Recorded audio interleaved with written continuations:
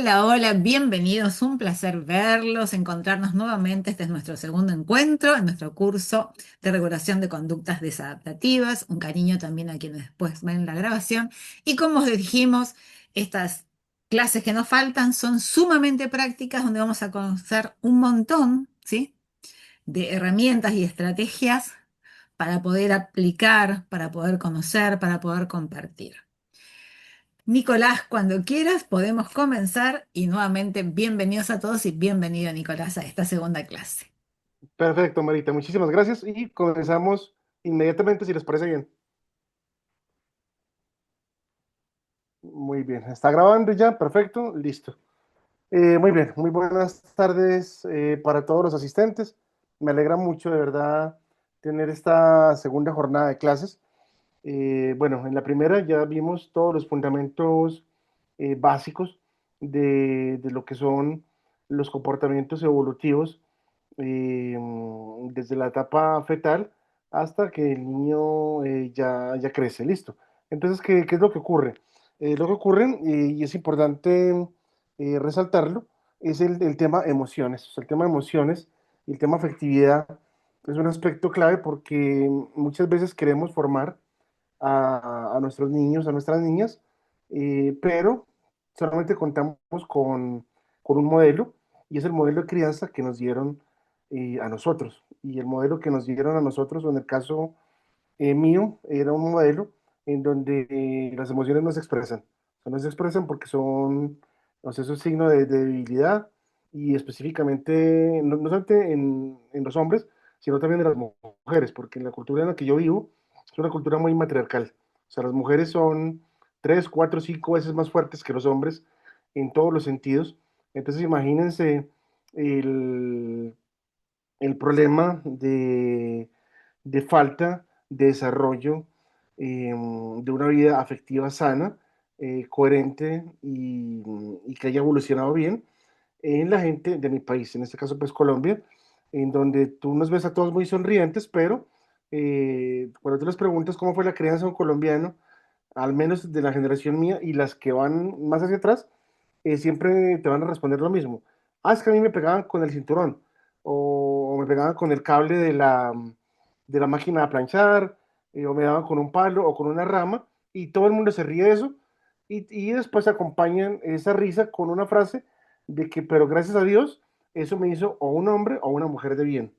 Entonces, realmente un hombre o una mujer de bien, ¿qué es? Que te hicieron aprender a reprimir absolutamente todas tus emociones, a tragarte absolutamente todo lo que te pase y a resistir, o sea, aprender a ser fuerte. Y resulta, y acontece que no somos una especie tan fuerte, al menos desde lo emocional. Y eso en virtud de que nosotros ya pertenecemos a una era que cambió. O sea, no podemos esperar que los chicos, por ejemplo, de ahora, que nacen nativos digitales, ¿y eso qué significa nacer nativo digital? O sea, que tienen la tablet o el iPad aquí debajo del bracito y nacen con él.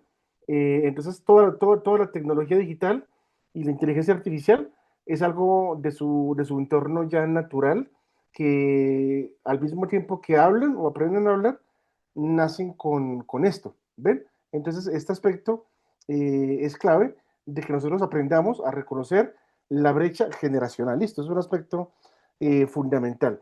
Y aquí nos vamos a centrar en un tipo de orientación psicológica que se llama terapias de aceptación y compromiso, o ACT, que fue fundada por un psicólogo muy famoso de la Universidad de Nevada en Reno, en los Estados Unidos.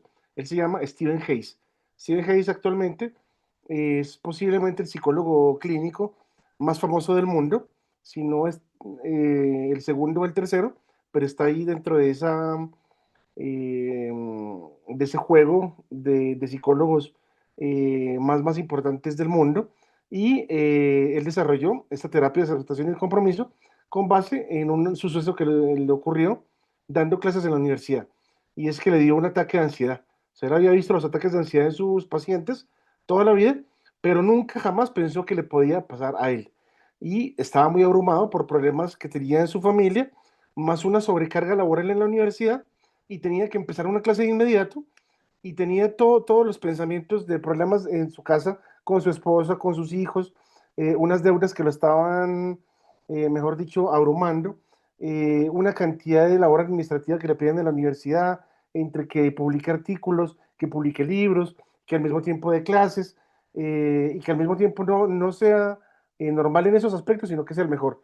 Entonces, entre todo eso, se le juntó como si fuera un tsunami, él así lo describe, y él se sentía como una ramita pequeña, y le vino eso, y la reacción fisiológica es de que él cayó al piso en el baño de la facultad, cerró el baño, y en posición fetal, o sea, que es posición larvaria, empezó a temblar y a llorar mucho, y él decía, a su parte racional, decía, no puede ser que esto me esté pasando a mí, que soy un psicólogo tan prestigioso, tan reconocido, y más encima que me crié en condiciones de vida del campo, o sea, una vida dura. O sea, él no entendía cómo una persona con su perfil y con su historial le dio un ataque de ansiedad.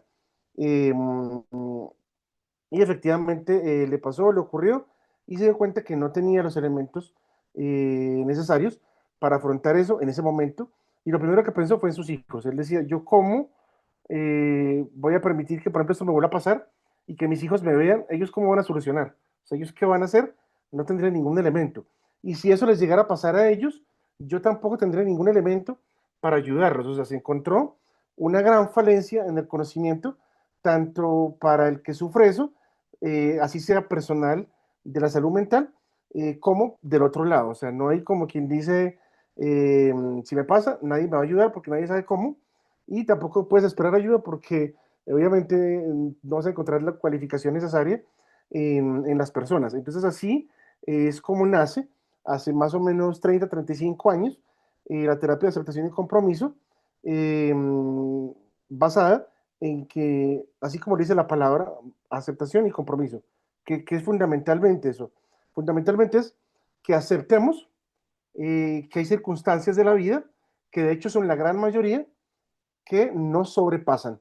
Eso es un aspecto fundamental, casi de humildad respecto de la existencia del mundo en el que estamos.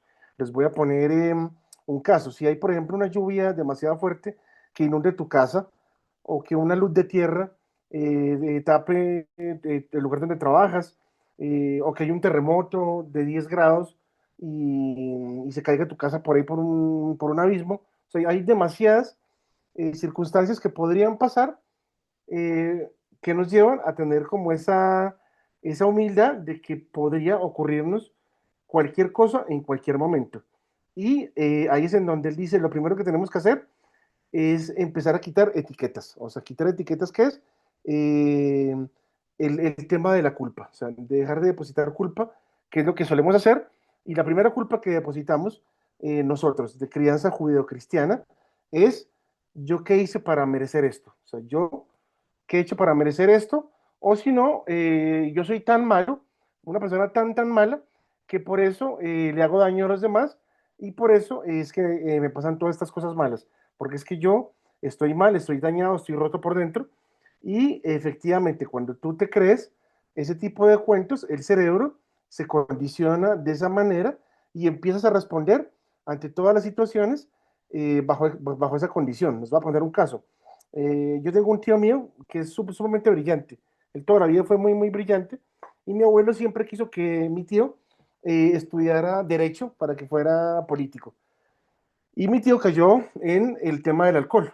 Y después, cuando se dio cuenta que a la gente le da pesar los alcohólicos, le da lástima, y no solamente les da lástima, sino que en medio de esa compasión, le dicen, tómate un traguito más, te invito a una empanada.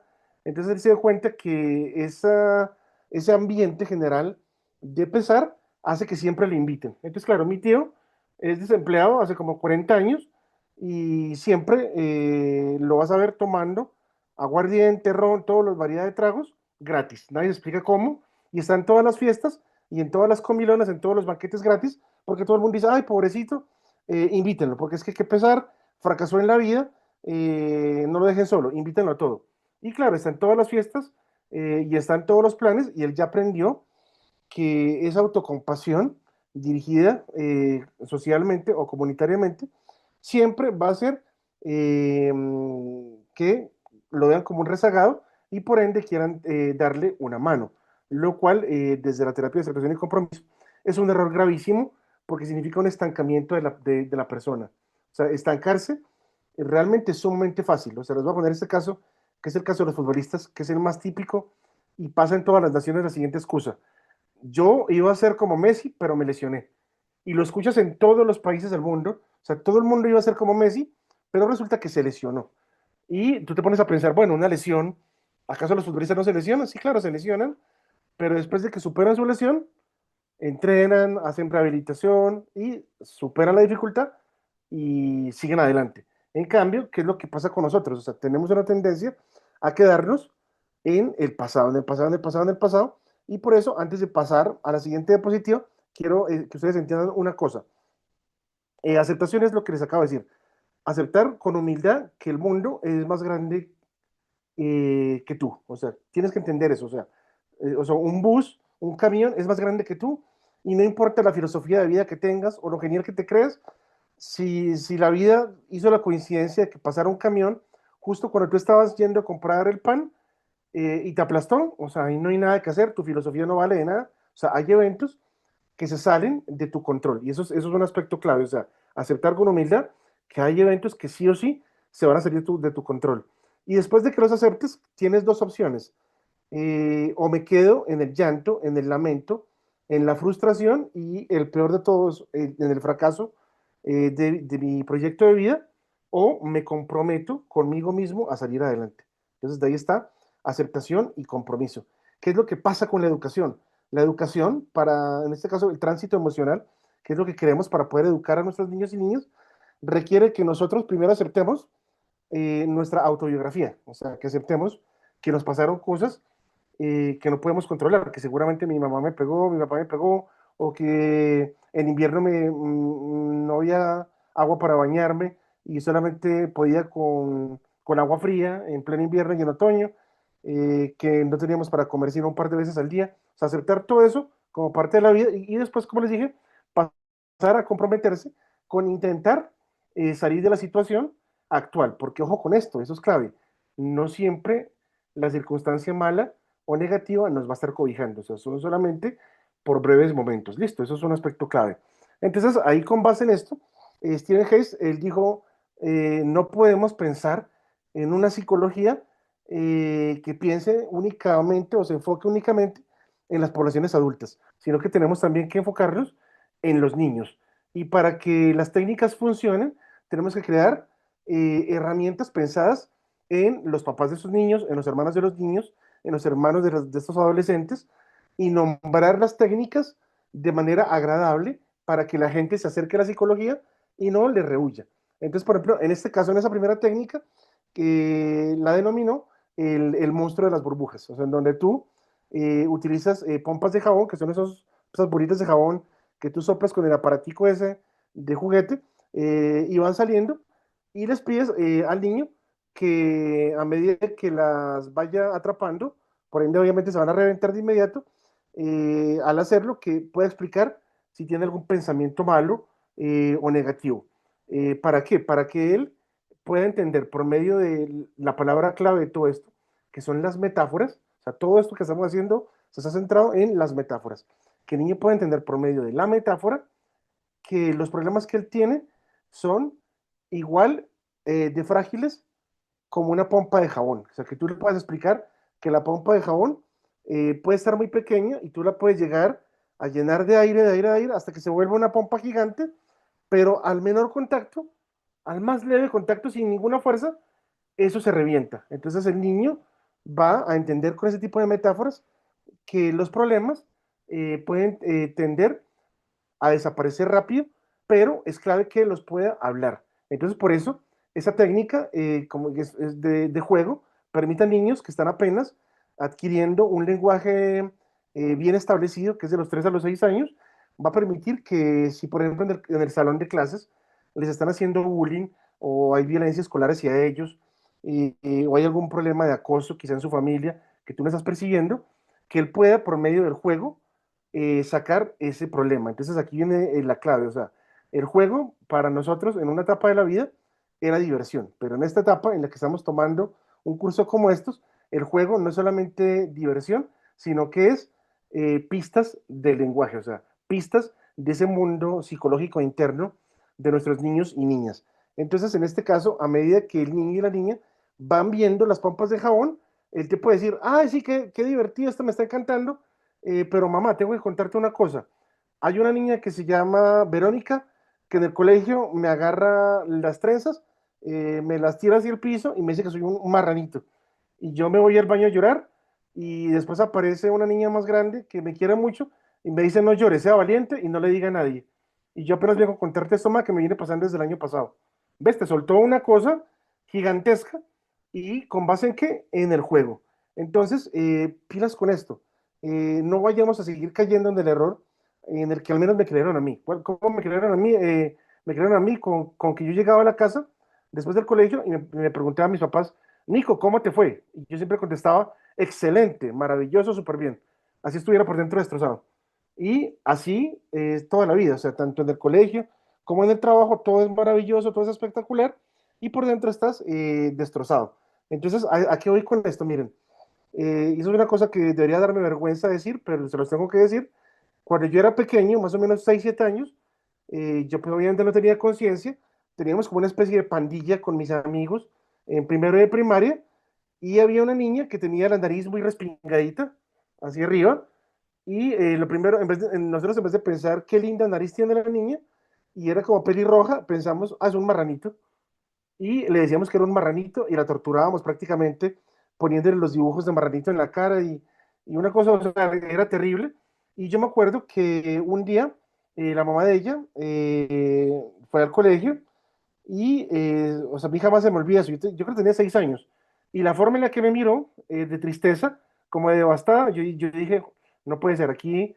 O sea, me he dado cuenta por primera vez, y tenía 6 años, del daño que le estaba haciendo a otra niña de mi edad por no tener conciencia de que no todo se trataba de la diversión para Nicolás. O sea, de que podía hacerle daño a otros e infligir dolor y generar traumas. O sea, ya a esa edad ya lo había aprendido porque a mí me habían enseñado que todo lo que se hacía a esa edad y lo que me hicieran a mí era parte de la diversión. O sea, el colegio es así. O sea, siempre me decía mi abuela así, Nico, si te pegaron en el colegio una paliza y te dieron un patadón horrible o te dieron unas piñas terribles, no te preocupes, Nico, eso es parte de la vida colegial. O sea, no te hagas ningún drama.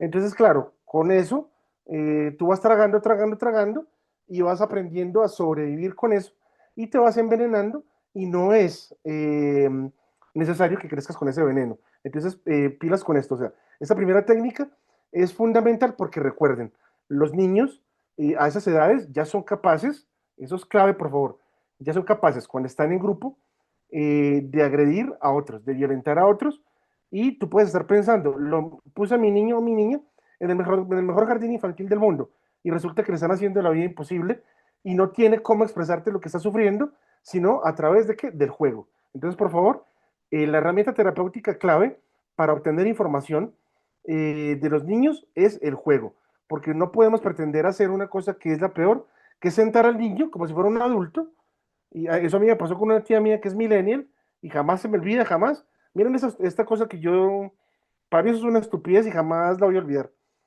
Mi hermano estuvo en Rusia, y cuando estuvo en Rusia, en la estación de despegue del cosmódromo, me trajo un kit de cajitas del alimento que los cosmonautas rusos consumen en el espacio.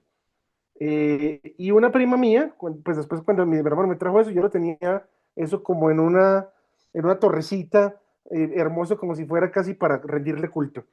Y llegó una prima mía, pequeñita, hija de una tía mía millennial, y me abrió todas las cajas y se los comió. Y estamos hablando de una niña ya de casi 9 10 años. Yo estaba furioso, ya siendo un viejo, estaba furioso, o sea, estaba iracundo. Y la respuesta de mi tía fue, preciosa, negocia con tu tío Nico para ver tú cómo vas a solucionar ese asunto. Ustedes no se imaginan cómo se me subía a mí la sangre al rostro. Yo le dije, tía, ¿cómo vas a pedirle a una niña de 10 años que negocie con un viejo como yo por un asunto que es imposible, que ella pueda resolver. O sea, ¿cómo se te ocurre? Nico, es que ahora se educa así a los niños. Y dije, no, no, tía, eso es una estupidez. Y se lo dije de frente, por más tía mía que seas, o sea, no puedes poner a que entonces, ¿qué va a hacer ella? ¿Va a conseguir a alguien que le mande desde el cosmódromo la misma colección de piezas alimenticias de los cosmonautas? ¿Vas a pedirle eso a una niña? Porque la estás mandando a negociar con un adulto. O sea, ¿eso te parece lógico, te parece coherente? Se quedó callada, o sea, no, pero tampoco resolvió nunca, o sea, nunca me repuso eso, nunca pidió disculpas, o sea, nunca nada, porque están criando a los niños con que no piden disculpas, con que hagan lo que quieran, con que son pequeños emperadores, con que pueden hablar de tú a tú con todo mundo, sin tener en cuenta las diferencias de conocimiento, y eso también es un daño que no se puede permitir. O sea, yo lo veo acá en mi ciudad, en Medellín, y es así. O sea, los chicos dicen, es que yo puedo opinar sobre lo que yo quiera, punto final, listo. Entonces, por favor, recuerden, esa primera técnica, que es el monstruo de las burbujas. ¿Y por qué se llama así? El monstruo de las burbujas, y es precisamente así, porque la burbuja es algo que parece bonito, parece insípido, pero en una de esas ocasiones, tu hijo, tu hija o tu sobrino te puede manifestar algo monstruoso, o sea, algo doloroso que le está ocurriendo, y por eso el juego de que te puede ir mencionando diferentes cosas que le están sucediendo a medida que va reventando, explotando las pompas de jabón, es una técnica siempre eficiente. O sea, recuerden, por favor, el juego es la herramienta ideal y la herramienta número uno para que obtengamos información privilegiada de nuestros niños para saber si están bien o si están mal. Listo, eso por favor es clave. Esta otra etapa, de los 4 a los 7 años, ya viene, yo creo que es uno de los asuntos culmen o el asunto culmen de todo, y es el semáforo emocional. O sea, el semáforo emocional, o sea, yo hubiera dado todo porque me hubieran enseñado esta técnica, y eso es otra cosa que les quería decir. O sea, esas técnicas que les estoy entregando, no es que se sentó Stephen Hayes y dijo, bueno, voy a escribir la que me parezca más bonita, más poética, y de ahí tan sale un libro. No, o sea, cada una de esas técnicas, empezando justamente por la anterior, son técnicas que se probaron con ensayos clínicos, con poblaciones y con muestras, o sea, tanto con grupos control, con grupos experimentales, para ver si funcionaban o no. Y después, en diferentes partes del mundo, en diferentes centros de investigación, se hacían las réplicas para saber si funcionaban o no. Entonces ahí es donde está la belleza de la psicología clínica basada en la evidencia, en que la técnica aparentemente simple está respaldada por evidencia clínica. ¿Listo? Para que por favor tengamos muy en cuenta eso. O sea, es muy, muy fácil yo recibir información de cualquier lado sin ningún tipo de evidencia. Y el problema grave que tenemos ahora es el tema del coaching. Por favor, separemos. Eso es muy fácil acceder a un coach. El coach habla mil veces mejor que el psicólogo, es súper convincente, pero lo que te dice no se corresponde con la realidad. Ejemplo, lo que está pasando en mi ciudad. Levántate a las 3 de la mañana todos los días para hacer gimnasio hasta las 5 de la mañana, y luego vas a estar como una lechuga fresca en el trabajo. O sea, créanme que después de 2 o 3 horas de gimnasio, a esa hora vas a estar reventado, vas a estar muerto de sueño, sin nada de energía, porque, o sea, nadie que haga que el gimnasio 3 horas seguidas puede ir a la oficina y decir que con eso está genialísimo. Y después de eso, que hagas yoga, meditación, que te metas a curso de crochet, que hagas clases de baile, de spinning, o sea, que te metes en absolutamente todo. No, no, no, o sea, es importante, por favor, parar. Listo. Entonces, en esta técnica, que es el semáforo emocional, se utilizan los mismos colores, evidentemente, los mismos colores que tiene el semáforo. ¿Para qué? Para que el niño pueda aprender a cómo controlar las emociones que tiene en el momento en que van apareciendo. Listo. O sea, vas teniendo los colores y le van diciendo al niño cuándo parar y cuándo respirar, y con base en eso cuando mirar su cuerpo, o sea, que puedan mirar su cuerpo, porque por ejemplo, yo me acuerdo cuando yo la primera vez que aprendí esa técnica y me la enseñaron, lo primero que yo pensaba, yo decía, cuando yo estoy con ira, me empieza como a dar un dolor en la nuca, y eso es lo que te dicen, o sea, que puedas describir fisiológicamente qué partes del cuerpo son las que estás sintiendo malestar, y que las localices, o sea, localizadas con precisión. Entonces yo decía, listo, yo ya sé que cuando estoy enojado Lo primero es que me viene un dolor a la nuca, pero la nuca en la parte izquierda. Y después de eso me viene un malestar en el miocardio. O sea, sí o sí, me viene un malestar al miocardio. Y yo antes no decía eso, porque pues, pensaba que era lo normal, y no, o sea, no es lo normal, pero resulta que, según las investigaciones clínicas, en el caso de los hombres mayores de 30 y 40 años actuales, que sufren del miocardio, es precisamente por antecedentes como este que acabo de decir, o sea, tienen un evento de estrés, de tensión o de suma tristeza que hace que el miocardio empiece a dolerle y esos dolores se empiezan a acumular, acumular, acumular, hasta que llega un pico lo suficientemente alto como para que te dé un paro cardíaco y tú nunca fuiste al cardiólogo. ¿Por qué? Porque pensaste, eso es normal, o sea, tener molestia en miocardio es normal. Y de hecho yo les puedo decir, eso absolutamente no es normal, debes ir al cardiólogo.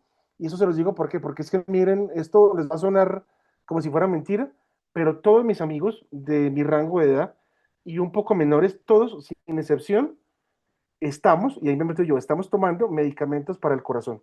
Todos, sin excepción.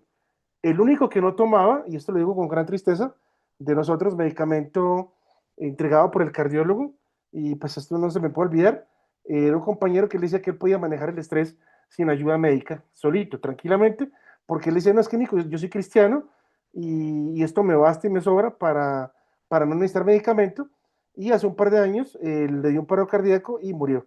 Dejó una niña pequeña de 10 años y pues a su esposa muy joven, y esto le pasó, ¿por qué? Porque se confió de la técnica, de que supuestamente solamente con tu vida espiritual rica basta. No, no, no es así. O sea, es importante que tengas una vida espiritual rica, pero también es fundamental, y vuelvo y le repito, en el caso de los hombres, mil veces más que las mujeres, que nos hagamos controles cardíacos. Y si hay niños pequeños, con absoluta seguridad que el niño pequeño, o sea que tú seas profesor o que tengas sobrinos o que sean tus hijos, te va a generar en algún momento malestar en el miocardio, porque obviamente es un asunto que ustedes no pueden controlar, y de hecho no podemos controlar. Entonces, el tema del semáforo emocional, ¿qué va a permitir? Va a permitir que el niño, primero, aprenda a saber lo importante que es las técnicas de respiración. Segundo, a saber cómo ubicar el malestar en las diferentes partes de su cuerpo. Y tercero, lo más clave, es que él puede identificar si tiene algún valor o no ya introyectado en su ser para aprender a cómo manejar las situaciones emocionales fuertes. Y por ejemplo, yo les puedo decir, yo nunca tuve jamás en mi vida ningún valor emocional ya improntado en mi ser para manejar una situación. O sea, yo lo primero que pensaba, y se los digo así siempre toda la vida era, si alguien me estresó y ya me está afectando el miocardio, yo decía, lo quiero matar, o sea, lo quiero matar, y no pensaba nada más. Y después cuando aprendí a manejar la técnica, que es una técnica, como les digo, es para un niño de 4 a 7 años, yo ya de adulto, yo dije, bueno, a ver, listo, hagamos un stop, respiremos, inhala, exhala, notemos en qué partes está el dolor en el cuerpo y después qué valores tengo. Y claro, o sea, el valor mío para esto es, y siempre lo utilizo, es, Nico, ¿qué te aporta enojarte con esta otra persona? O sea, ¿qué te está aportando a ti y qué bien te haces a ti? Y luego, ¿qué bien le haces a esa otra persona por más que no la soportes? Y cuando medito en eso, inmediatamente meditarlo. De inmediato las pulsaciones del corazón empiezan a relajarse, empiezan a calmarse y los músculos tensos del miocardio también se distienden y en cuestión de menos de un minuto ya no hay ningún problema al miocardio. Entonces, para que por favor todas las mujeres que están aquí tengan en cuenta eso y por favor eduquen a los hombres cercanos a ustedes, porque de verdad el problema, o sea, el problema de nosotros los hombres es que el corazón realmente es súper débil. O sea, en nosotros los hombres es un órgano sumamente débil en virtud de que todo el estrés lo conducimos hacia allá. O sea, no sabemos por qué evolucionamos así, pero todo el estrés lo conducimos hacia allá y nos quedamos callados. Entonces, por favor, no tengan miedo de decirle esto a sus hermanos, a sus primos, a sus conocidos, porque miren, yo hace poco, y yo lo valoro mucho, muchísimo, al esposo de mi hermana. Yo lo quiero mucho a él y él siempre me dice, Nico, tengo un dolor aquí, un dolor acá. Y yo siempre, por favor, tienes que ir al cardiólogo. Tienes que ir al cardiólogo. No me quería hacer caso hasta que obedeció y fue al cardiólogo. Y claro, se dieron cuenta que tiene un problema cardíaco fruto del estrés y le generó también una hernia en uno de los discos de la columna. Y no solamente él, o sea, mi mejor amigo también le pasó ese problema similar y tocó que le extirparan un órgano por causa del exceso de estrés. Entonces, para que por favor tengan en cuenta eso, de que esas técnicas, una vez que las aprendemos, no son solamente para los niños, sino que también nos sirven a nosotros. Listo. Después de esta técnica, la mochila invisible, la mochila o el borralo, la maletica, que es de los 5 a los 8 años, es que puedan dibujar básicamente una mochila, o sea, que le dediquen tiempo a hacer una mochila bien bonita, bien completa y que puedan hacer recortes metiendo las cosas que los preocupan. Y aquí es donde viene la clave psicológica que de verdad esto, o sea, a mí realmente me deja como angustiado respecto de la naturaleza humana, o sea, respecto de nuestra naturaleza psicológica, y es el asunto de la preocupación.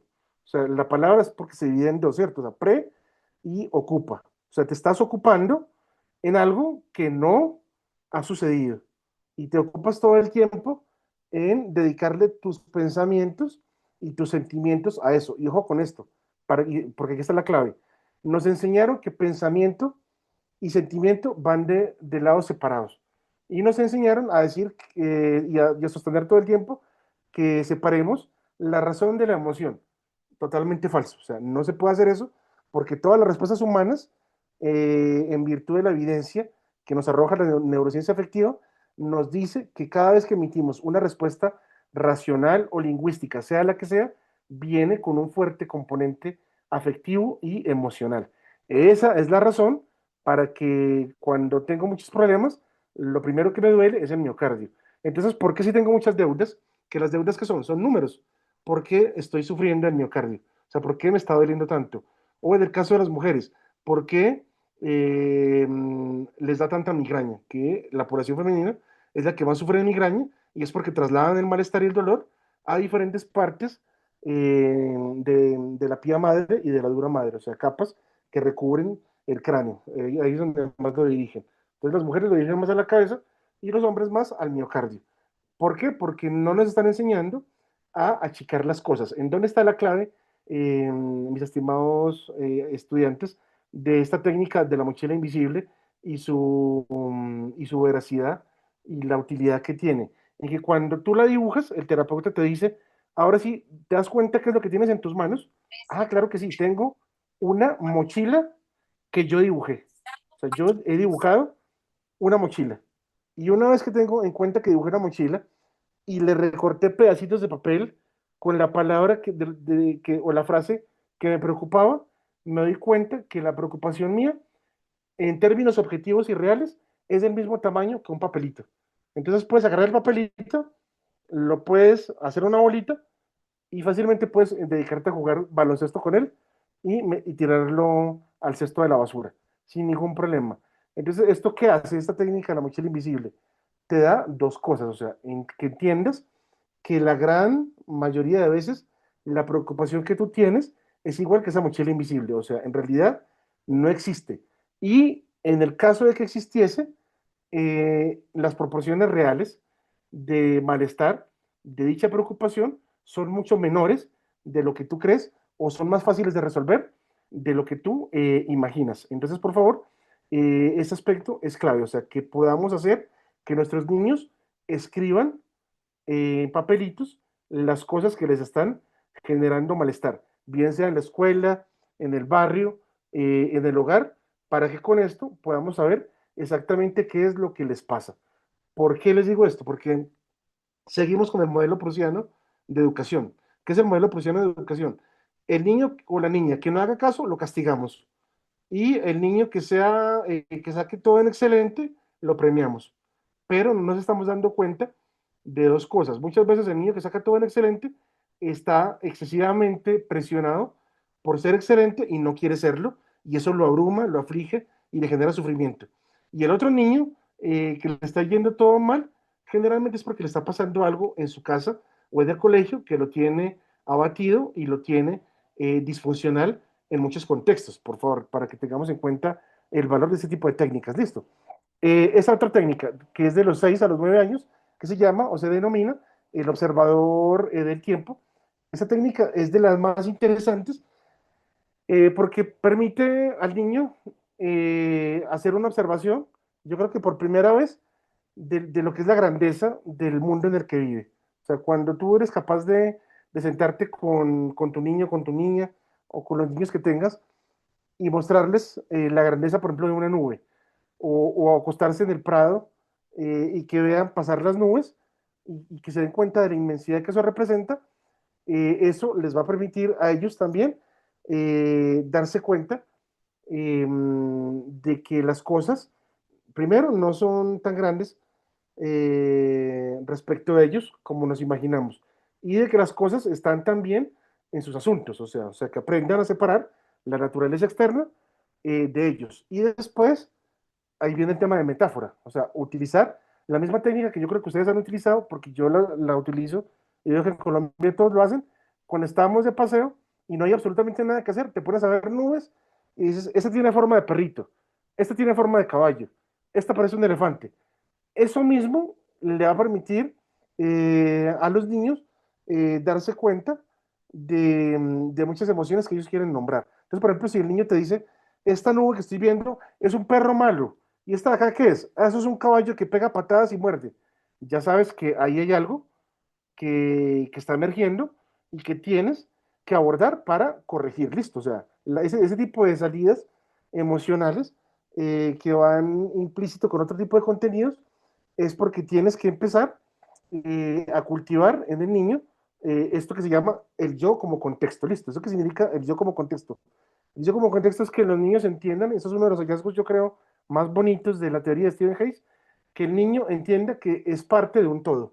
Y es que es la realidad, o sea somos parte de un todo, porque si no fuésemos parte de un todo, no habría posibilidad de que estando aquí personas con historias tan diferentes, de entornos tan distintos, recibiendo la misma clase, en el mismo idioma, los mismos contenidos, y que sea comprensible para absolutamente todos, pese a nuestras enormes diferencias que seguramente tenemos por nuestras crianzas. Pero que si después de fondo uno los analiza, se da cuenta que son muchas más las cosas que tenemos en común que las cosas que son diferentes. Entonces, ese yo como contexto, entre los 6 y los 9 años, ¿qué nos va a permitir? Nos va a permitir lo más importante, que es desarrollar lo que se denomina como teoría de la mente. ¿Y qué es teoría de la mente? Se los había dicho en la clase pasada, es poder ubicarme en los zapatos del otro. O sea, poder meterme en el dolor del otro y entender que el otro sufre, que el otro padece, que el otro tiene necesidades. ¿Esto por qué se los digo? Porque miren, en Estados Unidos, hace más o menos unos 10 a 12 años atrás, hicieron un estudio con jóvenes entre los 18 y los 22 años, jóvenes todos ellos de familias multimillonarias, estudiando en la universidad. Y les preguntaron a todos ellos con diferentes emociones y situaciones como estas que estamos describiendo aquí unas técnicas que estamos repasando, les describían gente en la pobreza, gente pobre, niños mendigando, gente con necesidades, y les preguntaban, ¿tú qué harías? ¿Y cómo te sientes al respecto? Y en el 100% de las ocasiones, esos jóvenes de hogares multimillonarios respondían, no me interesa. O sea, te ven muriendo, te dan hambre, no les interesa, o sea, les da lo mismo. Entonces ahí, ¿qué fue lo que encontraron en ese estudio tan bonito de la Universidad de Chicago? Encontraron que efectivamente en esas clases tan altas hay una gran indiferencia hacia el dolor ajeno. Y no sé si ustedes lo han visto en TikTok, pero eso genera muchísima, muchísima atracción, muchísima química, muchísimo feeling entre nosotros los latinos. Y es de que en TikTok aparece, por ejemplo, en Argentina hay un señor que le compra a la gente que vende en la calle. Y no solamente les compra todo lo que venden, sino que les dice, bueno, ¿y qué te falta? Ah, una bicicleta. Me falta esto para completar, para pagar tal cosa que tengo pendiente. Eh, y eso conmueve mucho las redes sociales y la gente aporta, la gente dona, la gente ayuda muchísimo. ¿Por qué? Porque cuando te enseñan de pequeño a conectarte con el dolor del otro, tú aprendes eso y se te queda para siempre. O sea, a entender que el otro también sufre. Pero cuando te enseñan que la otra persona es un objeto, que la otra persona simplemente es un engranaje, una gran maquinaria, no vas a desarrollar sentimientos de compasión. Entonces, por favor, es importante esto, que podamos desarrollar sentimientos de compasión en nuestros niños para que ese yo como contexto surja entre los 6 y los 9 años. O sea, yo capaz de conectarme no solamente con los demás, sino con la naturaleza que me rodea. O sea, ser capaz de tener compasión por un perrito, por un gato, por un pez, por una tortuga, ese tipo de sentimientos que significa que estás generando empatía y que te preocupa el mundo en el que vives. Eso es un aspecto clave para la convivencia. Listo. Esta otra técnica de los 7 a los 10 años es la caja de los ruidos molestos.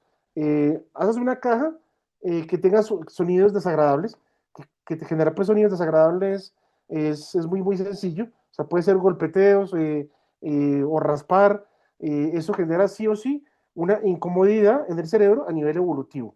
O sea, no sé si lo sabían, pero por ejemplo, el llanto de los bebés en la mujer, no en el hombre, sino en la mujer, especialmente en la que está en etapa o en fase de maternidad con su bebé, genera que no importa la fase de sueño profundo en la que se encuentre, de inmediato que el niño o la niña empieza a llorar, de inmediato se levanta y atiende la necesidad del niño o la niña. En cambio, en el hombre, lo escuchamos, nos indigna, nos molesta y nos queremos ir de ahí o escondernos o irnos a otra parte. Las dos respuestas evolutivas son ampliamente exitosas. ¿Por qué? Porque una significa que el hombre se levanta ofuscado, con ganas de ver cómo soluciono, con las herramientas que tengo, pese a que no sé qué hacer, y la mujer, en este caso, se levanta, pero sí sabe cómo resolver. ¿Qué es lo que pasa con esto? O sea, generar incomodidad a nivel de la interpretación que hace el cerebro del niño es un asunto clave para que entienda el niño, en este caso el cerebro del niño, que la incomodidad va a ser parte natural de su vida. Esto es un aspecto clave. O sea, no podemos, y se los dije en la anterior clase, cometer el error que cometen los padres millennials, al menos de mi país. Y es la impronta que les dije que se maneja en mi país. No quiero que mis hijos sufran lo que yo sufrí. Y como no quiero que ellos sufran lo que yo sufrí, no voy a permitir que ellos jamás experimenten o toquen ninguna situación de dolor, de frustración o de tristeza. Entonces, ¿qué es lo que pasa? Y yo siempre se lo digo esto a jóvenes parejas, a matrimonios, se los explico de la siguiente manera. Lo que estás haciendo es el peor daño posible a tu hijo, a tu hija, porque no le estás dando los mecanismos psicológicos necesarios para que pueda sobrevivir ante las dificultades del mundo. Entonces, como tú no les estás dando eso a tu hijo o tu hija, el mundo sí se lo va a dar. ¿Y eso qué significa, papá y mamá? Significa que si tú no pones, así sea, pequeñas dosis de frustración en tu hijo, el mundo se va a encargar de hacerlo y el mundo no tiene compasión. Eso sí, siempre se los digo a los papás, o sea, el mundo no tiene compasión y la vida, no importa tú quién seas, la vida te apalea y te apalea de la peor forma posible en la que no deja que te levantes. Y de una vez que tú quieres levantarte, es como si el universo conspirara, como se dice en los dichos comunes, y vuelve y te aplasta de nuevo, y te aplasta de nuevo, y lo hace una y otra vez, y tú tienes dos opciones, y esto lo decía uno de los padres de la psicología, que es William James, y él lo tenía súper claro, decía, hay dos clases de personas, o las que se quedan viendo la roca con la que se tropezaron y se quedan llorando, contemplándola y golpeando la roca que estaba en el piso, simplemente es una roca y te hizo golpear y listo, te raspaste en la rodilla, te salió sangre, no te puedes quedar dándole golpes a la roca porque ciertamente, ¿qué va a pasar con tus nudillos? Se van a lastimar y después de que te lastimen los nudillos le vas a pegar codazos y después con la frente y vas a quedar totalmente destruido y la roca va a seguir ahí. Entonces, ese es un tipo de persona. Y el otro tipo de persona, ¿qué es? Que te tropezaste con la roca dos, tres, cuatro veces, pero eres capaz de verlo como lo que es.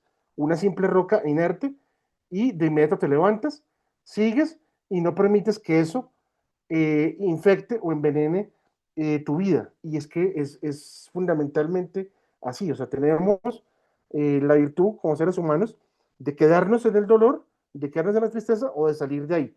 Por eso esta técnica que yo les digo, la caja de los ruidos molestos, va a dejar una impronta cerebral en la memoria a corto plazo y mediano plazo de los niños de que hay cosas que no les van a gustar, pero que ciertamente van a suceder. Y ahí es cuando tú le explicas al niño que van a haber cosas que se salen de su poder, de su control, que lo van a afectar, que lo van a dañar, pero que él tiene que aprender a qué cosa, a identificar qué sensación le genera y hablar con esa situación. O sea, darse cuenta de que eso que posiblemente parecía lo peor del mundo, en realidad era una cosa tremendamente pequeña, o sea, tremendamente insignificante, y le dice toda la significancia a algo insignificante. Y no solamente le dice toda la significancia a algo insignificante, sino que permitiste que te generara un trauma, y ese trauma encima se lo heredas a tus hijos y lo dejas en tu familia y ese es tu legado. O sea, ven cómo eso se vuelve un efecto bola de nieve, simplemente ¿por qué? Por no utilizar ejercicios en los que se veamos capaces de hablar con el dolor, de hablar con la situación en sí y de reducirla siempre a la más mínima expresión. Y en eso consiste esta terapia de aceptación y compromiso, en que reduzcamos todo siempre a su mínima expresión. ¿Listo? Esta otra técnica, que es de los 8 a los 11 años, es el mando a distancia de los pensamientos. Es fundamentalmente que puedan dibujar como el frontis o el frente de un equipo de sonido. No sé si se acuerdan los equipos de sonido antiguos que tenían CD y todo eso, pero teníamos como una perillita y con eso tú controlabas el volumen. Con eso va a ser muy interesante porque le vas a permitir ponerle una metáfora para que pueda, según la emoción que tenga y según la sensación, que la pueda regular con el volumen. Y suena como si fuera una estupidez esto, pero el cerebro es capaz de tomar esa metáfora e incorporarla a la fisiología. O sea, hacer que la metáfora se convierta en mi realidad de vida. ¿Y con esto qué hago? Hago que el niño pueda observar los pensamientos que son repetitivos, bajarles la tonalidad o la intensidad y con base en eso decidir a qué le presta atención y a qué cosas no le presta atención. Y esto es un aspecto clave. ¿Por qué? Porque tú vas a saber, el niño tuyo, la niña tuya, a qué le está prestando más atención cuando tiene situaciones de dolor, de tristeza o de frustración. O sea, a qué es en lo que más le está prestando de verdad atención. Y cuando una vez que identificas eso, tú le puedes decir, pero mira, en realidad, José o María, eso lo que pasó era algo mínimo y era algo realmente sin ninguna relevancia y que no te va a afectar más de lo sucedido aquí en este momento. Entonces, cuando entiende, y esa es la clave, cuando entiende que lo que le pasó, así sea horrible, es una situación del aquí y el ahora, y entonces se tiene que quedar ahí y en ese momento. O sea, ya lo estoy dejando en el pasado, va a permitir que cuando se acuerde de lo malo, lo recuerde como un aprendizaje y no como un evento doloroso, aplastante y humillante. Y ese es el tema que tiene el cerebro para que por favor no se nos olvide. El cerebro tiene una cosa que evolucionamos con eso y es la peor cosa del mundo, y es de que el cerebro es experto número uno del mundo en autosabotearse. O sea, no hay nada que sabotee más la vida de uno como ser humano que el propio cerebro de uno. ¿Y cuál es el primer autosabotaje que uno tiene? Se los voy a poner en este caso porque en este momento estoy haciendo terapia a un chico de una universidad chilena que está haciendo un doctorado y resulta que esos profes todos estudiaron en Inglaterra y él es un chico del campo, del sur de Chile, un chico de unas condiciones muy, muy humildes, y de repente pasó de unas condiciones muy humildes en que cuidaba perros, y a eso se dedicaba, a cuidar perros, ahora estar con una beca en la mejor universidad de Chile, con todos los profesores educados tanto en la Universidad de Cambridge como en Harvard, en Princeton, o sea, en las universidades más top de los super top. Y él me dice, Nico, es que yo ya me estoy dando cuenta que yo soy un campesino que apareció acá en Santiago, y te lo juro, me dice Nico, que me siento totalmente insuficiente. Entonces yo lo que hago es que tomo esas técnicas de aceptación y compromiso para que él se dé cuenta de dos cosas. Y le digo la primera, le digo, de miles de chicos que están haciendo este doctorado, perdón, que optaron por el doctorado, ¿a cuánto recibieron? A uno. ¿Y ese uno quién es? Tú. ¿Y tú por qué crees que te aceptaron? Nico, no sé, porque el gobierno le da pesar de los campesinos, o tienen cuotas de aceptación del tema diferencial. Y yo le digo, no, no es por eso, es porque tú eres más inteligente que el resto. Y yo le digo a él, y, o sea, y yo me comparo contigo y la diferencia es aplastante. O sea, ¿cómo no te das cuenta de eso? Yo le digo, y aunque yo tenga un doctorado, le digo a él, la diferencia entre tú y yo es abrumadora. O sea, lo que yo aprendo en un año, tú lo puedes aprender en un día. Y él ahí empieza a dimensionar que sí, cuando le hago el ejemplo y le hago la demostración. Entonces ahí es cuando va entendiendo las potencialidades que tiene y que no importa el origen que tú tengas, sino que importa lo que tú eres capaz de hacer con lo que tienes, ¿ven? Y ese aspecto, porque es clave, y aquí quiero hacer un ejemplo que les quería decir desde el principio de la clase, es de un señor argentino, no sé si lo vieron en noticias, todos en Argentina, pero es un mecánico de carros, un señor súper humilde que ni siquiera terminó la educación básica primaria, creo que es un señor de Rosario, y él quería eliminar residuos sólidos del motor de los carros, de los autos, sin tener que abrirlo. Entonces él pensó en utilizar una técnica parecida a los forceps, pero con un globo que se infle, pegue todo lo sólido y lo pueda expulsar sin dañar eso en el motor. Él dijo, ¿y qué tal si esto pudiera servir para ayudar a las madres que están pariendo, para que el niño nazca sin ningún inconveniente y sin ninguna lesión mientras está la mujer en la labor de parto? Hizo este experimento, hizo la patente, no le pararon bolas o no le pusieron atención en ninguna parte de Argentina ni de Latinoamérica. Le dijeron, por favor, ven, preséntalo en Inglaterra, te pagamos el avión, todo. Lo presentó ante la Sociedad de Medicina en Neonatología del Reino Unido. Le ayudaron a sacar la patente para Europa, para presentar el dispositivo, y resulta que no se había generado ningún solo avance grande en 50 años de medicina de neonatos, sino hasta este señor argentino que les estoy hablando, hoy, año 2026, que presentó eso. Es el avance más grande en medicina neonatal y lo hizo un mecánico con primaria, no lo hizo nadie de ningún científico del mundo ni de ninguna gran universidad.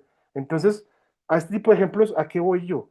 A que si tú sabes resolver cosas para superar problemas en tu hogar, y siempre se lo digo a todos los papás, enséñale esas destrezas a tus hijos. O sea, el mejor regalo que le puedes dar a tus hijos no es comprarle el PlayStation, no es darle la mejor ropa, viajes, eh, los mejores juegos, no, el mejor colegio no. O sea, lo mejor es de que tú le puedas enseñar a él las técnicas de resiliencia, de supervivencia y de éxito que te pusieron a ti en el lugar donde estás.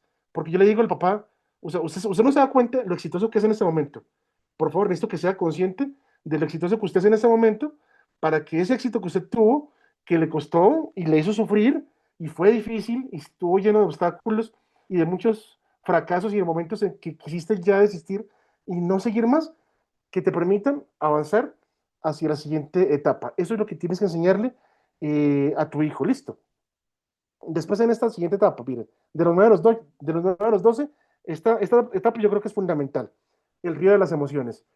Yo creo que esta es la forma, y, es, y de verdad con lo que he estudiado y aprendido, yo creo que no deberíamos llamarle emociones, sino que eso se debería llamar el caudal de emociones o el Amazonas de las emociones, porque es que las emociones en nuestra especie es desbordado. O sea, haga de cuenta que hubo una lluvia y se desbordó el río y se llevó todo, así son las emociones en el ser humano, o sea, generan un efecto que se llama de inundación, listo. Entonces, por favor, en este aspecto es clave que cuando le enseñan al niño, por medio de dibujos, él toma esto como si fuera un videojuego, o sea, como quien dice, listo, pinto el río gigantesco, pero pongo como si fueran pequeñas tablitas por medio de hojas, en donde yo puedo ir pasando los obstáculos del río y surcándolo. O sea, le estás enseñando a que haga metáfora para poder transitar ese río de las emociones, que es el título con el que comenzamos esta clase, o sea, aprender a transitar las emociones. Entonces, ¿en dónde está la clave? En que si yo esas técnicas que les estoy pasando las practico conmigo mismo, cuando le entregue esto a los niños que yo tenga, va a ser mucho más fácil que aprendan a manejar todo esto porque van a ver el ejemplo mío. O sea, no van a ver que estoy tomando algo estilo cátedra y lo tomo como si fuera un tercero que nada tiene que ver con eso, no, o sea, sino que yo me vinculo a la actividad y cuando el niño o la niña ve que yo me vinculo a la actividad, va a identificarse contigo y en este caso, ¿qué es lo que va a pasar con esa técnica del río de las emociones? O sea, va a aprender por medio de metáforas a estar por encima del efecto de inundación que generan las emociones. ¿Y ese efecto de inundación qué es? Que te sonrojas, te llenas de palpitaciones y se te ponen los ojos llenos de lágrimas. O sea, de la ira o del rencor o de la rabia. o de lo que sea que estés sintiendo y no sabes cómo procesarlo. Y lo primero que dices es, no quiero que nadie me hable, voy a tumbar las puertas y me encierro en mi pieza. Y respuesta típica de los papás que es, ella es así, déjenla, déjenla, no le estás educando, no estás generándole ningún tipo de mecanismo para que transite sus emociones. ¿Y eso qué significa? Significa que estás haciendo un error que lo cometen en mi país. ¿Qué dicen en mi país? Dicen, la mejor herencia que yo le puedo dejar a mis hijos es la educación. ¿Y qué es la educación? No es que lo educaste, sino que eso significa pagué los mejores colegios privados para educar a mi hijo o a mi hija y después de eso me desentiendo y ya no tengo nada que ver. Y el no tomar responsabilidad emocional es culpa del papá, es culpa de la mamá, porque es que la vida, cuando nos lastima, ¿en dónde nos lastima? En las emociones. Y es justo lo único que tú como papá no educaste, listo. En esta otra, que es de los 10 a los 13, esa es muy bonita porque es el truco del detective de valores. O sea, este tema, ¿por qué es bonito? Porque permite hacer juego de roles al niño, a la niña, o en este caso el preadolescente, para que esté ya en capacidad de entender temas como discusiones, temas como argumentos, como contraargumentos, ya entender qué es lo que pasa en una amistad, tanto en buenos momentos como en momentos de tensión, y le permite, en este tema detectivesco, hacer una lectura de qué cosas negativas pueden llegar a pasar en una situación o en una amistad. Entonces, muchas veces, no sé si a ustedes les ha pasado, pero a mí siempre me pasa con los pacientes que atiendo, que llegan y me dicen, mi hija tenía una amiga que se llama Estefanía, y fueron todas las mejores amigas durante toda la primaria. Y ahora ya pasaron a la secundaria, o sea, la educación media, y resulta que Estefanía ya no le habla a mi hija y no la quiere volver a ver, y mi hija no sabe cómo procesar eso. O sea, no sabe por qué le dejaron de hablar, no sabe por qué la rechazaron en el grupo, y no tiene idea de cómo manejar eso. Entonces, por favor, ese tipo de actividades como la del truco del detective de valores es clave. ¿Por qué? Porque me permite generar acciones comprometidas hacia ver yo cómo soluciono el asunto de los amigos. O sea, los amigos que un amigo te lo encuentras a la vuelta de la esquina. O sea, es súper fácil encontrar amigos, pero es necesario que un adulto te lo diga, porque si no te lo dicen, vas a asumir que es el fin del mundo. Y de hecho, muchos casos de intentos de suicidios en niños está porque nadie les ha explicado que cuando se termina una amistad o un noviazgo, no es el fin del mundo, sino que simplemente termina una relación afectiva y a la vuelta de la esquina está la siguiente. Así de simple, así suena cruel, porque es que muchas veces tenemos una tendencia a endiosar las relaciones afectivas y pensar que son únicas. No es que David era único, no es que como Laura no hay otra. No, no, no, eso es un asunto y eso se los voy a poner así muy clave. Eso es un error histórico y la psicología evolucionista se ha encargado de estudiarlo, que nos viene de una etapa de desarrollo europeo que se llamó el romanticismo. Y fue tan impactante a nivel literario esa etapa que nos marcó hasta el día de hoy y pensamos en que las mujeres son princesas y los hombres son príncipes. Y eso nada que ver con la realidad, o sea, eso es una cosa totalmente desfasada de la realidad, la cual hay que hablar porque si no la hablas con tu hijo o con tu hija, van a terminar cayendo en cosas como las que yo en TikTok, en donde veo niñas de 18 o 20 años, jovencitas, diciendo, es que mi papá me crió como una princesa. Por ende, yo estoy esperando un hombre que llegue a mi vida que me trate como una princesa. Y yo digo, pero tan raro, ¿por qué no que te traten como una mujer? No. O sea, ¿por qué no como una mujer, como una persona pujante, como una persona que se esfuerza, que quiere salir adelante? No, pero como una princesa. ¿Y eso qué significa? Que todo el tiempo te lleva flores, te lleva chocolates, te recita poemas. O sea, es una vida totalmente separada de la realidad. Y por favor, no caigamos en eso porque yo se los puedo decir, casi todo el idioma español, por ende todos los países latinoamericanos o hispanoamericanos, la crianza de las niñas está bajo ese prisma de que es una princesa. Y cuando la princesa se encuentra con la realidad de que no es una princesa y de que el mundo es cruel, sufre y sufre demasiado. ¿Listo? Eso es un aspecto clave. Esta otra que es de los 11 a los 14 es de la arena movediza. Yo creo que es de las más, de las técnicas que más tenemos que utilizar. ¿Por qué? Porque cuando la aplicamos a la metáfora y permitimos que el niño o la niña se sienta y sea capaz de compenetrarse imaginariamente, como que de verdad está hundiéndose en una arena movediza, va a entender que hay situaciones que son tan fuertes, tan potentes y tan contrarias a mis fuerzas que yo no voy a poder salirme de ellas. Y como no voy a poder salirme de ellas, ¿qué tengo que hacer? Intentar simplemente flotar hasta salir de ellas, pero no va a haber fuerza humana que me permita salir de esto. O sea, eso es un aspecto clave. O sea, tienen que saber sus niños y sus niñas que hay situaciones contextuales que son tan fuertes, tan aplastantes, tan avasallantes, que no hay nada que puedas hacer más que esperar a que la situación pase y luego poder salir a flote de ahí. O sea, no hay más que hacer. Situaciones como, por ejemplo, tengo mucho dolor, estoy en mi último año de medicina, ya no quiero seguir, pero ¿qué hago? Tienes que tratar de terminar, o sea, no puedes no terminar porque te falta un año y tú sabes qué es lo que pasa si te retiras de tu carrera, que seguramente tus papás no te van a apoyar más, resulta que no hay becas y ¿qué te va a pasar? Te vas a quedar en tu casa haciendo nada. En cambio, si superas ahora este sufrimiento y este dolor, vas a ser un flamante doctor, una flamante doctora. Entonces, ¿qué significa? Intenta superar esa última etapa de dolor, intentando salir a flote con los elementos que tengan, así sean los mínimos, para poder superar esa situación. Listo. Esta última, que es de los 12 a los 15, es el tablero de visión flexible, que es que los niños crean collage. O sea, crear un collage, no sé si ustedes lo saben, pero la creación de los collages, eh, tanto en materia de estimulación visual como de estimulación táctil, genera unos niveles de endorfina y de placer y de comodidad gigantescos en el cerebro. O sea, es un tema enorme que le va a permitir a tu hijo o a tu hija generar una cosa que ojalá le enseñaran a todo el mundo y que no nos enseñan, y es el valor terapéutico del arte. O sea, si tú le enseñas a tu hijo o tu hija un arte, como la pintura o la música, la forma en que la que va a canalizar el dolor, el sufrimiento, va a ser mucho mejor que aquellos que no tienen esa capacidad.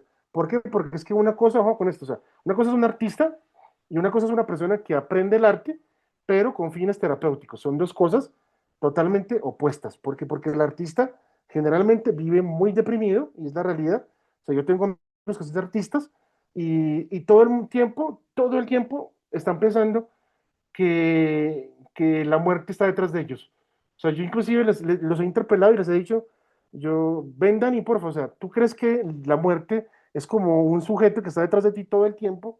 Y yo, Dani, pero estás bien, estás sano, sos un tipo atlético, está, en todos los aspectos fisiológicos, está bien, pero él dice, no, Nico, es que el peso de la existencia, el dolor de la vida, y empieza a filosofar y se tira totalmente la vida para abajo. Entonces, ese tipo de asuntos, por favor, tengan en cuenta que son dañinos y son perjudiciales. Listo. Bueno, esta del podcast interno, yo creo que la podemos ver en la siguiente clase, junto con la brújula y el experimento de la incomodidad también. Esas tres últimas las podemos ver en la próxima. Bueno, estas del rango mixto también, porque son ya más complejas. Y esto es una recomendación final de que por favor generemos una conexión afectiva. O sea, por favor, es fundamental que si queremos educar bien, pensemos ya no en una educación tradicional, sino en una educación íntegramente afectiva. ¿Por qué? Porque es que yo sí les puedo decir, y se los puedo decir con absoluta seguridad, eh, las veces que el ser humano ya no le ve sentido a la vida, ya no quiere seguir, y las veces que se autodestruye, son por metáforas negativas que él mismo se construyó y que permitió que crecieran solitas. Entonces, por favor, las técnicas que les he explicado acá y todas las que recibieron son técnicas para que usted pueda identificar no solamente en los niños, sino en ustedes, cuando aparece una semilla de una metáfora negativa que puede crecer y convertirse en un monstruo e invadir tu vida y dañarte la vida y hacer una cosa que yo lo veo en mi generación, y se los digo porque mis amigos de mi edad me lo dicen, Nico, es que yo ya fracasé, es que mi esposa me dejó, me acabo de dejar, por ende yo ya fracasé en la vida. Yo, o sea que si tu esposa te dejó ya se acabó la vida, ya no hay más vida y te olvidaste de tus hijos y de tus hermanos y de hecho es así. O sea, y lo sé porque tengo primos míos que la esposa los dejó y en ese momento son como albas en pena, o sea, casi como que andan deambulando como fantasmas y eso es durante años, o sea, no vuelven ni se levantan y no quedan igual. Entonces, por favor, recuerden generar conexión afectiva utilizar este tipo de herramientas como la que les entregué y utilizarlas en ustedes mismos. Eso es un aspecto clave, listo. Bueno, las referencias utilizadas y obviamente mi correo. Les pido disculpas porque generalmente siempre me tiendo a pasar del tiempo, pero es bueno, es porque este tipo de actividades me encantan. O sea, esto es mi tema favorito. Muchas Igual gracias. estamos bien en el tiempo, Nico, estamos bien, podemos llegar a la hora y media sin problema. Una Ah, cosa perfecto, listo. que quiero destacar también, Adelante, Marita. como muchas de las herramientas que fuiste mostrando, ¿no? Que no solamente son para niños, creo que todos habrán sentido lo mismo. Algunos que, como en mi caso, que he trabajado mucho en la consultoría de empresas, eh, son fundamentales, pero fundamentales para nuestra vida y yo valoro tanto que estemos en una época donde se hable tanto de la inteligencia emocional, de las habilidades sociales, de lo importante que son para nuestra vida, porque realmente es lo que marca hoy la diferencia que podemos hacer tanto en nuestra vida personal como en las organizaciones, como en nuestra vida social, el poder tener esta capacidad, ¿sí? De gestionar emociones, de saber que podemos caminar aún con dolores o con cosas que nos suceden, porque bueno, la vida es así, no es justa, por lo menos uno la puede ver como injusta, pero es nada más que eso, es la vida. Y uno a la par puede disfrutar de otras cosas, seguir haciendo otras, sí, esto de ver como que las hojitas pasan, me parece bueno, la metáfora del control remoto, que también la usa Robin muchas veces en su clase, la tenemos en neuropsicoeducación, Mm. me parecen herramientas tan importantes que yo sentía, yo las trasladaba toda la vida de uno, no sé qué les pasó a ustedes, pero la verdad que me parecen espectaculares y tan necesarias, ¿no? Tan necesarias en un mundo que cada vez hay más ansiedad, más depresión, más angustia, en un mundo de mucha incertidumbre. Bueno, veamos si hay alguna pregunta, algo que nos quieran comentar, decir. Si no, yo me pongo a hablar y termina de hablar Nico y empiezo yo. Claro, ahí veo Tengo que varias, no sé si es Melina, posible. Ahí está, claro que sí. dice Melina, a ver que esté, pero no sos Melina. Ah, No, es Se que no fue tiene cara de Melina Melina. recién. Estaba sí, sí, sí. Melina, ¿eh? Sí, Melina se tuvo que ir a trabajar. Entonces acá estoy yo por las preguntas. Tengo varias, no sé Claro que sí, maravilloso. si Adelante. genial. Bueno, una cosa que me llama mucho la atención bueno, yo tengo una hija de 11 años, ¿no? Melina es mi pareja, entonces tenemos ahí también como una cuestión de pues de la convivencia, incluso ahora que mi hija va a entrar a la secundaria, viene a vivir con nosotros, que ahorita ha vivido toda la primaria con su mamá. Este tema nos fascina, ¿no? Y me llama mucho la atención, aquí lo anoté, que en la parte de la incomodidad sin huir de ella, que yo siempre tuve esta sensación, ¿verdad? De que, claro, como que uno tiene el pensamiento de que una situación, por ejemplo, que es la clase del fútbol y se siente incómoda, entonces, ¿cómo hago para que aprenda de este valor? ¿No? O sea, ¿cómo le puedo dejar una lección que le sirva con esto? Y uno tiende a pensar que es como oportunidades individuales y aisladas en un tiempo largo. No sé si me estoy como dando a explicar muy bien, pero como que, claro, esta es la oportunidad para enseñarle esto, pero más bien lo que me hace pensar y reflexionar todo esto de la que estamos viendo es que no es una lección en un momento específico, sino que es algo que se entrena todo el tiempo, ¿no? O sea, no es que hay que esperar ese momento único en el que yo le puedo enseñar este valor de esta manera, sino que son muchos valores que se van enseñando poco a poco, que se van entrenando poco a poco, y eso a mí me da mucha claridad de muchas cosas. Entonces, como que eso lo quería compartir porque me parece súper valioso.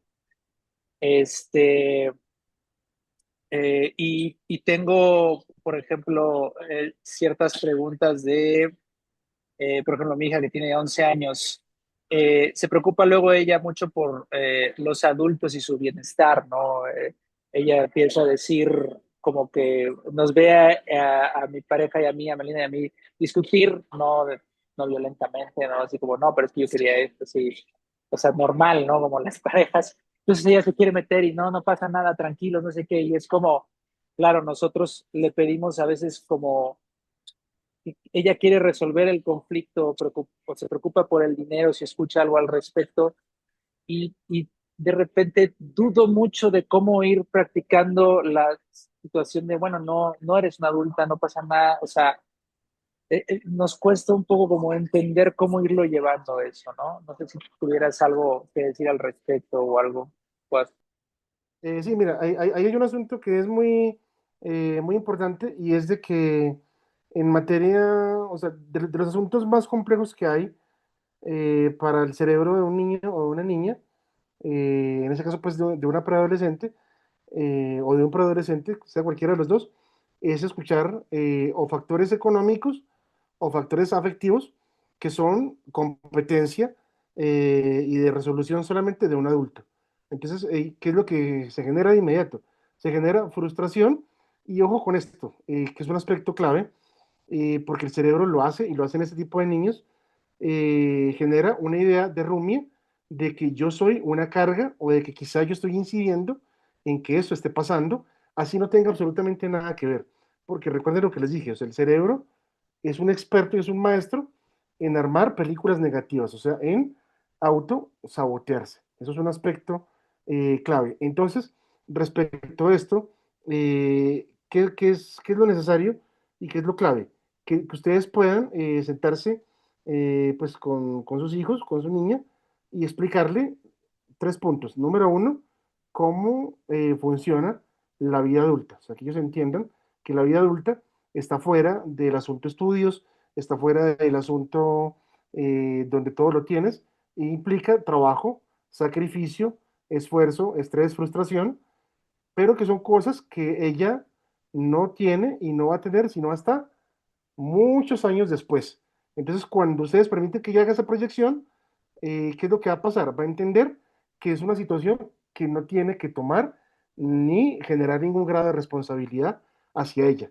Porque si no se la explicas y no permites que genere una metáfora de eso, va a pensar que tiene algún grado de responsabilidad. Y eso te lo digo porque, mira, yo tengo varios amigos terapeutas mexicanos que atienden más que nada a personas del sector transportista y todos ellos en el sector transporte, gente súper exitosa a la edad adulta, pero con un sentimiento de culpa de que cuando tenían 10 u 11 años escuchaban las peleas de sus papás por dinero, porque no había, y ellos dicen, yo no pude hacer nada.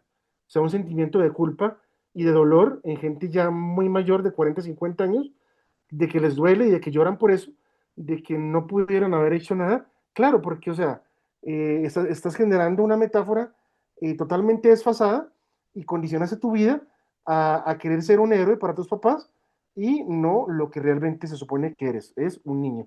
Entonces, la metáfora de que es un niño y tiene que vivir su niñez y el adulto, independientemente del nivel de estrés que tenga o de las peleas verbales que tenga, está en condiciones de resolver, es algo que él tiene que darle claro, o en este caso a la niña, clara, porque una vez que hace conciencia de eso, es capaz de desentenderse del asunto. Pero si no se hace, y te digo con absoluta seguridad, va a generar una metáfora negativa en donde va a pensar que es culpa de él, de ella misma, no haberles podido ayudar a ustedes, y es un sentimiento súper desagradable crecer con eso, porque primero te victimizas, segundo, crees que eres una especie de salvador del mundo, y tercero, crees que la vida te azotó y te generó más sufrimiento del que merecías o del que debías, y va a permitir también de que con base en eso, lo que siempre guíe tus decisiones sea el trauma de que los demás no sufran y no el trauma positivo, digámoslo así, de que este tipo de situaciones son partes de la vida esenciales y naturales más que nada. O sea, eso es un aspecto clave. O sea, ya está en edad de metaforizar tanto lo bueno como lo malo, pero como les digo, o sea, eso depende de uno, de ustedes. Eso porque se los digo, miren, porque yo me acuerdo cuando mi primer profesor de psicología clínica me dijo esto para mí fue un baño de agua, pero fría, enorme, que yo, esto me cambió la vida. Y él me dijo, Nico, la vida no está compuesta de hechos, no está compuesta de sucesos objetivos, no. ¿De qué está compuesta la vida? Está compuesta la vida de comunidades que controlan el sistema en donde habitan o donde habitamos, y cada comunidad tiene su narrativa y se esfuerza en vender esa narrativa. Y hasta que tú no seas consciente, Nico, de que cada mini universo en este sistema en el que vivimos tiene una narrativa y quiere vender, sea como sea, esa narrativa, hasta que tú no entiendes eso, tú no vas a entender que en realidad lo que hay aquí es grupos humanos tratando de nombrar el mundo y las cosas para poder darle un sentido a esto, tanto el dolor como las cosas que son incertidumbre. Y claro, cuando uno entiende eso, es más fácil entender por qué hay luchas políticas, por qué hay luchas económicas, por qué hay luchas de pareja, y uno aprende a separarse de eso. Entonces, tratar de enseñarle a los niños y a las niñas que, que todos son narrativas, o sea, una narrativa de qué, de que si por ejemplo estamos en este momento en una situación de pelea, es una narrativa que es una forma de comunicarnos, pero es porque lo aprendí así, pero no significa que un grito o una alteración del momento sea una filosofía de vida. Y eso es lo que los niños no entienden. O sea, si el niño ve que, por ejemplo, tú le dijiste a tu pareja, es que eres lo peor que me ha pasado, y nadie le explica que eso es una situación del momento de alteración y que se quedó ahí y murió ahí, va a pensar que cuando una mujer madura falla en algo es porque no sirve para nada. Y se casa con esa idea y la traslada a su vida adulta y no va a saber por qué siempre va a fracasar en sus relaciones, va a fracasar una y otra vez, y es porque importan ideas de la niñez, la trasladan a la vida adulta y luego las replican. ¿Y eso por qué pasó? Porque nunca nadie les explicó que vivimos en un mundo en donde todo está metaforizado, o sea, no hay ningún lenguaje objetivo en absolutamente nada, y te lo digo yo esto, yo que trabajo en ciencia, si tú pones en ese momento a una persona de neurociencias aquí sentada y a una persona de neurología, los dos van a hablar cosas totalmente diferentes del desarrollo del cerebro, radicalmente diferentes. Y si pones a un psicólogo experimental y a un neuropsicólogo, aquí mismo, en la mesa, también cosas radicalmente distintas, y entonces tú te vas a preocupar porque vas a decir, ¿cómo es posible que el neurocientífico me dice una cosa, el neurólogo me dice otra, el neuropsicólogo me dice otra, y el psicólogo experimental me dice otra? ¿Por qué? Porque son narrativas. Entonces, cuando el niño entiende eso, va a entender que en realidad, ¿qué es? Y eso los pongo en términos coloquiales, es que cada grupo humano se arma su película. Y cuando entiendo yo que se arma su película, le digo al niño o a la niña, entienda, mire, mire por esa pareja de allá, están viviendo en el Rey León, este de por acá están viviendo en Frozen, estos de por acá están viviendo en esta otra película, y así es la realidad. Por ende, no puedes pensar, hija mía o hijo mío, que estar dentro de una película es la realidad y es el dolor de la vida y el sufrimiento de la vida, porque no es, es solamente una escena de una película. O sea, una narrativa, porque el mundo es como yo lo narro. Y de hecho, el cerebro se moldea como yo voy narrando la realidad. Listo, espero haber Gracias, ayudado Nico. con algo. Nico. Con mucho Perdón gusto. que manejo el horario. Ay, sé que te gusta hablar, Nico. Realmente Sí, sí, perdón, y quiero perdón. sumar un detallecito antes de darle la palabra a Marta. Yo una de las cosas que vi mucho, yo acompañamos en ahí, por supuesto, a muchas escuelas, y la ventaja de todas estas herramientas y de que los chicos puedan empezar a hablar de sus emociones, porque realmente son muchos los jóvenes que les preocupa la parte económica, si sus papás se pelean, cómo podrían ayudar. Entonces, qué bueno cuando se puede hablar y cuando se puede entender también estas cosas de la narrativa, ¿no? Que podemos ir haciendo, porque la narrativa también cambia nuestra manera de enfoque y nos permite gestionar las emociones. Marta, ¿querés abrir tu micrófono? Sí, yo lo que quería preguntarle a Nicolás, ¿por qué es que el cerebro funciona de esa manera como un saboteador que siempre nos tenemos esos pensamientos, vamos directamente, no tanto a los chicos, sino a los adultos, todos, directamente a lo malo, a lo negativo, más allá que sea una persona positiva, pero siempre ahí se ancla? Quisiera saber. Eh, la respuesta evolutiva realmente es muy sencilla. Al principio se complejizaron mucho los investigadores en tratar de explicarla, pero se dieron cuenta que la explicación, o sea, hay una ley que se llama ley de la navaja de Occam o Occamismo, que dice que la explicación más simple tiende a ser la verdadera. Entonces, les voy a poner este caso así porque es como funciona la realidad de los seres humanos. Miren, por ejemplo, en temas de contrataciones, para que me entiendan. En la cultura en la que yo vivo, los empresarios, ¿qué dicen? ¿A quién contrato yo? Al que demuestre que se pone la casaca o la camiseta por la empresa y no trabaja 8 horas y 10, sino que trabaja 18 horas seguidas por la empresa. A ese lo contrato. Uno de los hombres más ricos del mundo, Bill Gates, ¿a quién contrata? Él dice entre más perezoso sea la persona que yo reciba y que dé cuenta de pereza y de incumplimientos y de que no quiere nada, esos son los únicos que yo contrato. Y le preguntaron por qué, el señor Bill Gates, o sea, ¿por qué da una respuesta tan contraintuitiva? Y él dice, porque la neurociencia, y lo dice Bill Gates, que ni siquiera es científico, porque la neurociencia ha demostrado que el perezoso es más inteligente porque está en capacidad de crear la solución más rápida para que no le interrumpan su descanso. Y genera soluciones tan rápidas y tan bien hechas, tan bien generadas, que hace lo que el que se mató 16 horas trabajando no puede porque está asfixiado y agotado en sus emociones por tratar de impresionar a su jefe. Entonces, ¿esto qué significa? El cerebro utiliza una técnica evolutiva que se llama heurísticos, que heurísticos traducidos al español quiere decir la vida, o la vía, perdón, la vía más corta, la vía del perezoso. O sea, hemos evolucionado nuestro cerebro para solucionar las cosas como un perezoso, sin excepción. Entonces, por eso Bill Gates, ¿por qué contrata gente más perezosa que ultra trabajadora?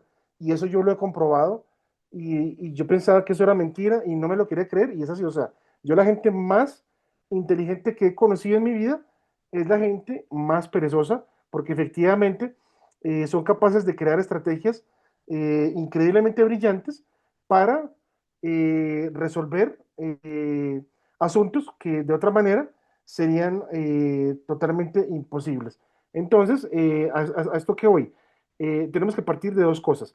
Siempre nuestro cerebro nos va a autosabotear, número uno, porque hacer las cosas mal, y eso es regla de vida, es más fácil que hacer las cosas bien. O sea, hacer las cosas bien siempre va a conllevar mucho más esfuerzo, mucho más sacrificio, mucho más desgaste. Pero entonces en los seres humanos está la regla y yo la tengo clarísima. O sea, yo ya sé de inmediato cuando mi cerebro no quiere hacer nada y me está creando una respuesta para, o un heurístico para salirme del paso de las cosas. Y ojo con esto para que por favor no se les olvide.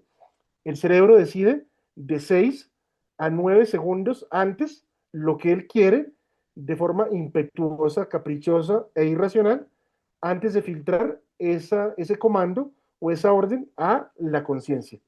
Entonces, cuando tú aparentemente vas a decidir conscientemente algo, en un periodo de 6 a 9 segundos, el cerebro ya lo decidió, filtra esa información de la conciencia para que la conciencia maquille eso que él quiere de una forma racional y así sale una explicación aparentemente racional de lo que queremos. Ejemplo, yo en ese momento quiero 1 kilo o 1 litro de helado y eso no tiene ninguna explicación racional, pero mi cerebro ya lo decidió y lo voy a hacer y me lo voy a comprar ahora que termine la clase.